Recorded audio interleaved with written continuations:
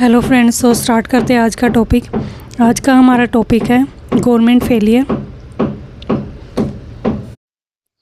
जैसे कि हम सब जानते हैं कि मार्केट जब सही से काम नहीं कर रही होती तो गवर्नमेंट बीच में आती है ताकि चीज़ों को ठीक कर सके। लेकिन क्या हो अगर गवर्नमेंट की इंटरवेंशन से सिचुएशन सुधरने की बजाय और ज़्यादा बिगड़ जाए, तो इसी को हम गवर्नमेंट फेलियर बोलते हैं।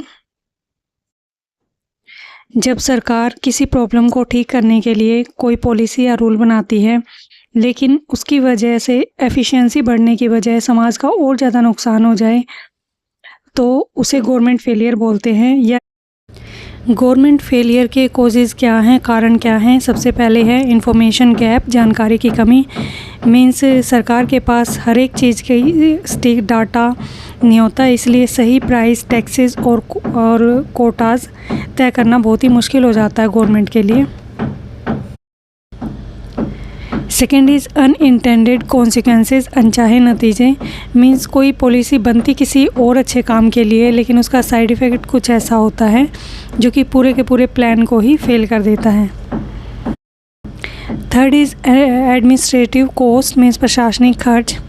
जब किसी सरकारी स्कीम को चलाने के लिए मॉनिटर करने और लागू करने का खर्च है, उससे मिलने वाले फ़ायदे से कहीं ज़्यादा होता है।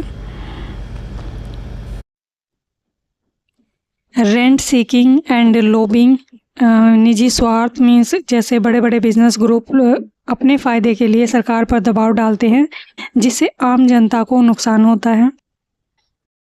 शॉर्ट टर्म थिंकिंग, कम समय की सोच। मीन्स नेता लोग अक्सर लंबे समय के फ़ायदे की वजह ऐसी नीतियाँ चुनते हैं जो अगले चुनाव में उन्हें तुरंत वोट दिला सके। इसके कुछ रियल वर्ल्ड एग्जाम्पल हैं। सबसे पहले है प्राइस कंट्रोल। सरकार अगर मकानों का किराया तय कर दे तो शॉर्ट टर्म में किराएदारों को फ़ायदा दिखेगा, लेकिन लॉन्ग टर्म में लोग नए मकान बनाना बंद कर देंगे और घरों की भारी शॉर्टेज हो जाएगी। सेकेंड इज़ सब्सिडी या सरकारी मदद।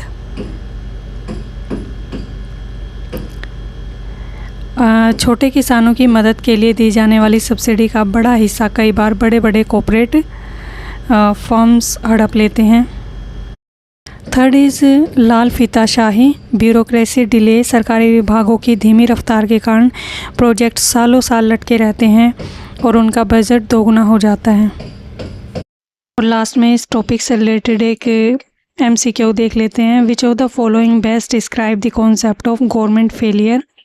Option A, a situation where a free market failed to allocate resource efficiently on its own. Second is a situation where government intervention in the economy create a net loss in social welfare. Third is the complete collapse of state political institution and administrative capacity. Fourth is the inability of government to collect sufficient tax revenue to fund essential public goods. सरकारी विफलता की अवधारणा से related निम्नलिखित में से कौन सा विकल्प सरकारी विफलता गवर्नमेंट फेलियर की अवधारणा को सबसे अच्छी तरीके से एक्सप्लेन करता है? ऑप्शन ए, ऐसी स्थिति जहां तक एक स्वतंत्र बाजार अपने आप संसाधनों का कुशलतापूर्वक आवंटन करने में विफल रहता है।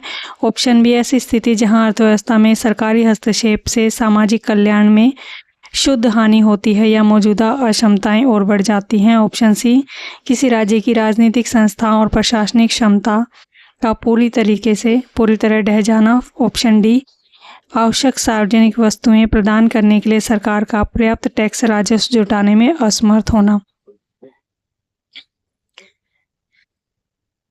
Correct option is option B, ऐसी स्थिति जहां अर्थव्यवस्था में सरकारी हस्तक्षेप से सामाजिक कल्याण में शुद्ध हानि होती है या मौजूदा अक्षमताएं और बढ़ जाती हैं।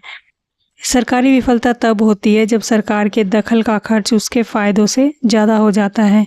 इससे स्थिति पहले से भी बदतर हो जाती है। A situation where government intervention in the economy create a net loss in social welfare. तो इस टॉपिक को यहीं खत्म करते हैं। मिलते हैं नेक्स्ट वीडियो में नेक्स्ट टॉपिक के साथ। तब तक के लिए keep learning. Thank you so much.